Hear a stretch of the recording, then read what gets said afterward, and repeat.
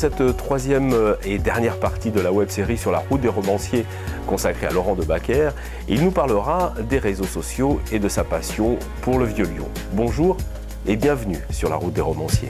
Mais maintenant avec Internet, il y a les réseaux sociaux. Est-ce que ça vous aide les réseaux sociaux pour faire découvrir votre nouvelle aventure ou pour faire découvrir vos livres? Est-ce que ça vous aide les réseaux sociaux? Non, pas plus que ça. Ouais. Pas plus que ça. Je dirais que j'ouvrirai sans doute une page dans les réseaux sociaux pour la comédie. Sinon, tous les gens qui sont mes amis sur les réseaux sociaux savent ce que je fais. Souvent, ils viennent à moi parce qu'ils savent ce que je fais. Mais souvent, ils sont déçus parce que sur mes profils, de temps en temps, effectivement, je mets des belles phrases, des choses inspirantes, mais sinon, je suis comme tout le monde. Je mets aussi des blagues, je mets aussi des choses qui me révoltent. Voilà, il ne faut pas venir sur mes profils pour trouver de la spiritualité. J'ai de la difficulté avec les gens qui sont ou tout l'un ou tout l'autre. Je pense que l'être humain est tout à la fois. Et dire le contraire, c'est franchement se voiler la face. Alors oui, il y a le côté spirituel, mais oui, il y a le côté gueulard, il y a le côté parfois même, je veux dire, un peu grivois. Je m'en cache pas, un de mes auteurs préférés, c'est Frédéric Dard, quoi. Et lire un bon San Antonio, moi je me poile, mais c'est incroyable. Alors ces gens-là, quand ils viennent en espérant trouver un prolongement de ce que je peux écrire, ils sont déçus, parce que c'est pas que ça.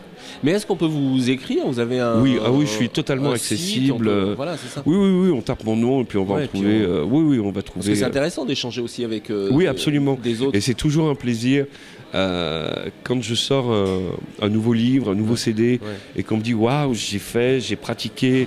Merci, vous m'avez tellement apporté. C'est extraordinaire. C'est extraordinaire. Ça, c'est le plus beau salaire. C'est encore mieux que les droits d'auteur. Ouais. Parce qu'on se dit, si j'ai pu aider une personne, ben ça valait le coup que je l'écrive. Ça paraît peut-être facile, démago ce que je dis, mais c'est vrai. C'est vraiment le plus beau salaire. Même chose quand je vois des gens qui rentrent dans mon bureau et qui sont déprimés. Moi, j'en ai même vu, ça m'est même arrivé une fois, c'était à Montréal, où une jeune fille est rentrée dans mon bureau en me disant, voilà, je vous préviens, vous êtes sans doute la dernière personne que je vois parce que j'ai l'intention de me suicider. Ouh. Ah oui. Ouh. Ce à quoi j'ai répondu, ok, c'est votre vie, vous faites ce que vous voulez. Ouais. Mais j'ai 2-3 petites choses à vous dire.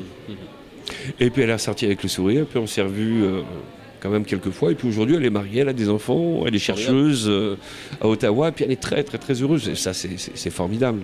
Alors vous nous parlez souvent du Canada, je crois que ça vous a vraiment pris ce pays. Ah oui, une grosse partie de mon cœur est au Québec, oui. Alors aujourd'hui vous êtes à Lyon. Oui. Cette ville est inspirante pour vous? Vous allez où quand vous allez à Lyon? J'adore Lyon. Ouais. Ça c'est le privilège quand on est écrivain. On a juste besoin de sa tête et d'un carnet, d'un support pour écrire. Et après ça, on peut aller où on veut. J'ai choisi Lyon parce que j'aimais Lyon. J'ai découvert Lyon il n'y a pas si longtemps que ça. L'été 2010, je suis rentré en France, j'habitais encore à Montréal à ce moment-là. Puis je suis allé chez des amis de mes parents qui sont vraiment lyonnais, qui ont toujours habité ici à Lyon, qui y sont nés, qui m'ont fait visiter. Je dis, waouh, si j'habitais pas à Montréal, je pense que c'est ici que j'habiterais. Et puis finalement, oui, je suis rentré en France pour différentes raisons. Et j'ai élu domicile à Lyon. J'aime le centre-ville, j'aime beaucoup le vieux Lyon, parce que c'est vraiment là que sont les racines de Lyon. J'aime autant le côté un petit peu encastré du vieux Lyon que Fourvière, où on a une vue absolument extraordinaire. Aller me balader à l'amphithéâtre romain, c'est quelque chose d'extraordinaire. C'est vraiment un ressourcement. Et alors vous allez où? Les petites places. Est-ce que vous partez au hasard, comme ça vous vous laissez perdre ça arrive. Dans le vieux Lyon? Ça arrive, oui. Me dire, je sais pas où je vais. Allez, je prends le métro et je descends à Bellecour et on verra. D'accord. Alors il y a des fois, j'opte pour la foule de la rue de la République. Mais il y a des fois où je prends le pont et puis je vais du côté de Saint-Jean, du côté de la cathédrale, monter aux arènes. J'aime les petites places, les petits coins. J'ai ce besoin de bulle. J'aime bien avoir du monde autour de moi, mais je crains toujours un petit peu cette foule anonyme qui vous noie, qui se noie dans cet anonymat où tout le monde ressemble à tout le monde presque. Sur une petite place, on peut observer les gens, on peut s'imprégner d'eux, comme les terrasses de café ou les plages.